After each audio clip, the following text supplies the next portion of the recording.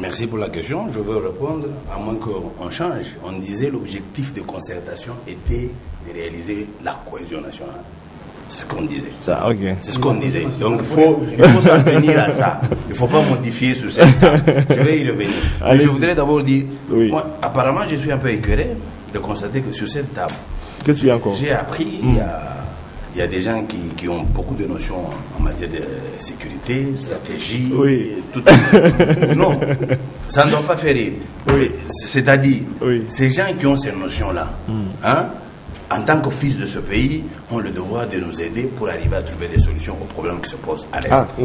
N'est-ce pas? Voilà. Parce que, apparemment, tout le monde est d'accord avec vous. Au lieu qu'on formule des critiques, qu'on sache exactement quelles sont les causes, mais apparemment, ici, on est en train de bobiner des théories en tel domaine qui échappe même à la population, qui n'aide en rien à ce débat. Qui échappe même à la population. Donc la population ne comprend rien. On débobine des théories. On n'a pas besoin des érudits sur cette table. On a besoin des gens qui réfléchissent pour apporter des solutions. Le problème qui se pose, personne n'ignore qu'on parle balkanisation. Qui veulent balkaniser le pays? Ce sont les Congolais qui veulent balkaniser le Congo? Non. Vous n'ignorez pas toutes les lettres adressées par Museveni aux Nations Unies. Et il a eu, chaque fois qu'il adressait, il avait des réponses de M. Honoré Ngwanda. Nous avons ces lettres. Vous le savez. On n'en parle pas.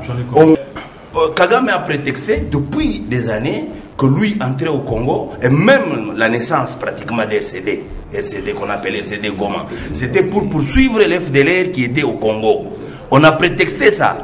Mais apparemment, il n'y a pas longtemps que nous avons, dans certains des rapports de la MONUSCO, et même certains éléments de FDLR se retrouvaient dans l'armée de M23 contre le Congo. Des éléments qu'on venait de rapatrier au Rwanda. La MONUSCO avait donné même les noms et les chiffres. À moins que vous ayez oublié ou que vous fassiez semblant de connaître ça. Ces mêmes éléments se sont retrouvés. Ça me donne l'impression que l'FDLR et le pouvoir de Kigali sont ensemble pour ce qu'ils sont en train de faire au Congo. Ils sont ensemble, ils travaillent en synergie pour arriver effectivement à balkaniser le pays. Donc le problème qui se pose c'est celui-là. Alors moi je soulève la question de savoir est-ce que les gens qui veulent balkaniser sont les Congolais? Je ne pense pas. Il est vrai, dans les M23, on y trouve quelques Congolais, notamment Roger Lombard. C'est vrai. Mais dans la plupart des cas, ces gens-là, ce sont des Rwandais. Maintenant, vous voulez réfléchir comme s'il s'agissait de Congolais qui sont en train de combattre le Congo. Non. Ce sont des Rwandais. Nous sommes agressés par le Rwanda, appuyés par l'Ouganda. Ils ont des agendas. Et le Rwanda veut prendre une portion de notre terre. L'Ouganda veut prendre aussi l'Ituri. Et ça, nous ne l'ignorons pas. Maintenant, quand nous devons débattre, notre démarche, c'est quoi? C'est arriver à donner, voilà les causes, voilà ce qui se passe réellement là-bas. Et maintenant, la mollesse, la faiblesse du gouvernement, c'est quoi? Qu'est-ce que nous pouvons faire pour qu'on arrive finalement à trouver la solution? Ce n'est pas de débobiner des théories ici. Ça sera notre débat. C'est ça le vrai débat. C'est la victoire des FARDC qui attribue la gloire. Donc, nous avons affaire au Rwanda. Voilà. Nous avons affaire à l'Ouganda. Merci. C'est à ça que nous avons affaire. Vous demandez l'extradition de Sultani. Sultani. Mais ça va revenir même à ce qui s'est passé hier avec Kunda Batouar et Mutebouzi. On ne les a jamais extradés. Le gouvernement congolais a demandé, Mutebouzi a demandé... Bosco Tangana. Non, Bosco Tangana, c'est le gouvernement même qui le protégeait. Au nom de la paix, entre guillemets. C'est le gouvernement. Ça, l'honorable est au courant. Je crois qu'il n'a pas ignoré ça. Il est au courant. Et le professeur Mayonga aussi. Tout à fait, en tant que membre de la majorité. En tant que membre de la majorité. Oui. Pour répondre finalement à votre question, vous parlez gouvernement de cohésion nationale. Moi, je commençais par dire, pour nous, au FAC, nous disons ceci. À partir du fiasco électoral du 28 novembre 2011, il y a eu une fracture sociale au pays. C'est ce qui a fait que nous avons perdu la cohésion nationale. Et nous pensons, nous signons et persistons, que si nous voulons retrouver cette cohésion nationale, ce n'est pas à travers ce théâtre qu'on a fait au Palais du Peuple, ce congrès de la mouvance kabiliste, qu'on pouvait retrouver la cohésion nationale. Ce n'est pas là-bas. Voilà pourquoi nous nous en appelons à tous les acteurs qu'il nous faut un dialogue franc et sincère, qu'on se parle, qu'on se dise de vérité, afin que nous aboutissions à un pacte républicain pour sauver ce pays, pour sauver la démocratie. Parce que On vante on dit, M. Kabila a dit, toutes les résolutions que les conservateurs ont dû prendre, je m'en approprie. Quelles résolutions? La plupart des résolutions marchent sur la Constitution. La plupart des résolutions marchent sur la Constitution. C'est ce dont on doit s'approprier. C'est ce qu'on va défendre ici. C'est ce que le gouvernement de cohésion va faire. Voilà. Eh bien, pour ce gouvernement, voilà. Moi j'ai dit ceci. Tantôt, il y a des gens qui disent, oh non, des gens qui doivent faire partie de ce gouvernement doivent avoir l'intégrité, la moralité, le ceci, le cela. Moi j'ai dit, ce n'est pas vrai. Le problème qui se pose, il y a un très mauvais système qui ne permet pas au gouvernement d'évoluer. Depuis 2006 jusqu'à présent, nous venons d'avoir 3 premiers ministres. Vous n'allez pas me dire tous sont bêtes, tous sont incompétents, tous sont incapables, tous n'aiment pas le Congo, ne travaillent pas pour le bien du Congo. Le système dans lequel ils évoluent ne les permet pas de bien fonctionner. Et non pas les animateurs. De bien fonctionner. Okay. Donc le problème n'est pas d'animateur, c'est un problème de système. Or, quand vous retrouvez dans l'autre mouvance présidentielle là, il n'y a que des flatteurs, des gens qui applaudissent là, il ne faut pas applaudir, ça ne facilite pas les choses. C'est ça le vrai problème. Il faut qu'on se parle, qu'on se regarde dans les yeux, qu'on se dise regardez-vous dans les yeux, ça va aider le pays à sortir du gouffre. Dites-vous des vérités sur ce tableau, mais dans toute objectivité, impartialité, neutralité. Non. Vous avez consommé vos minutes. Viens le président Koudoura. Oui. Les micros, approchez les micros. Je réagis à ce que dit. Approchez les micros. Oui.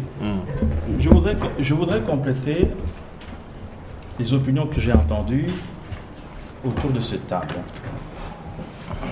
Quand nous disons analyse politique, quand nous disons analyste politique, nous ne nous proclamons pas autour de la table. Nous avons des outils opérationnels, scientifiques pour ça.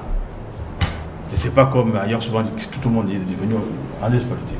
Donc, ces questions sécuritaires, nous les maîtrisons par la formation et par la profession. Ça, c'est important qu'on le dise. Donc, si la nation a besoin de l'expertise, on a parlé des comités scientifiques, il y a des Congolais ici qui maîtrisent les questions sécuritaires, autant il y en a qui maîtrisent les questions juridiques. En tout cas, les questions additionnelles sécuritaires, nous les maîtrisons. C'est important. On a parlé de Ngwanda. Ngwanda a maille à partir avec beaucoup de Congolais. Personnellement, je n'ai jamais eu toujours de bons rapports avec M. Ngwanda. Honoré. Mais Ngwanda, ce qu'il dit et ce qu'il écrit, ça résiste à l'analyse. Le professeur Senghor en a parlé ici. Quand Ngwanda parle de la balkanisation, de la volonté de balkaniser ce pays sur base de ses contacts antérieurs avec le président Museveni, qui, je vous rappelle, a été mis au pouvoir par le président Mobutu, dont Ngwanda était conseiller spécial et administrateur général de la sécurité. Il ne faut pas l'oublier. Quand Ngwanda parle du Burundi, de Rwanda, des Grands Lacs, parce que le président Bouyoya, qui était là, après le renversement du président Jean-Baptiste Bagaza, le président Mobutu avait joué un rôle central dans le cadre de la géostratégie de l'époque. Il ne faut pas oublier. Donc quand Ngwanda parle, il a les dossiers.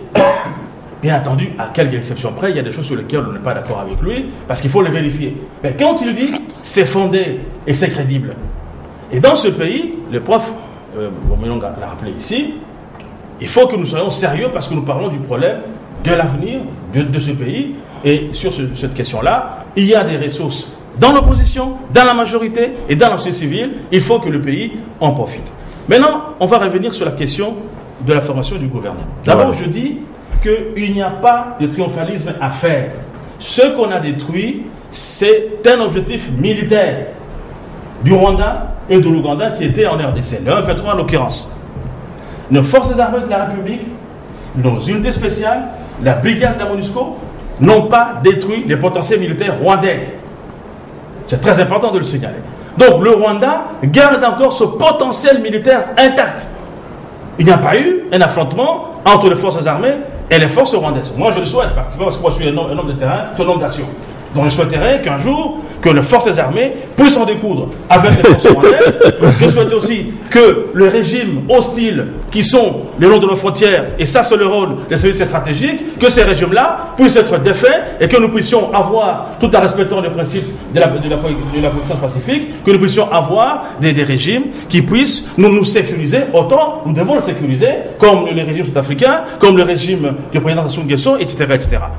Voilà la vision, et c'est comme ça que ça se passe en politique. Donc, le leadership politique doit également veiller à ce que ce régime rwandais, s'il ne change pas, qu'il puisse être détruit. C'est comme ça que ça se passe. Le professeur de Monga, il est journaliste, il peut vous le dire. Alors, pour le gouvernement, nous disons dans l'opposition, et on l'a rappelé ici, que le gouvernement devait intégrer en son sein les concertateurs. Nous pensons, notre analyse, nous, en ce qui concerne la coalition pour le dialogue, nous considérons que les concertations nationales ont été la déviation de l'application de l'accord cadre d'Addis Abeba. Comment? Expliquez. Il avait été dit là-dedans de réformer les institutions, de dialoguer avec les acteurs importants de la crise congolaise. Et le président Senghor l'a rappelé ici. Moi, je ne peux pas comprendre. Parce que la gestion de l'État, ce n'est pas une question émotionnelle. Ce n'est pas une question d'état d'âme.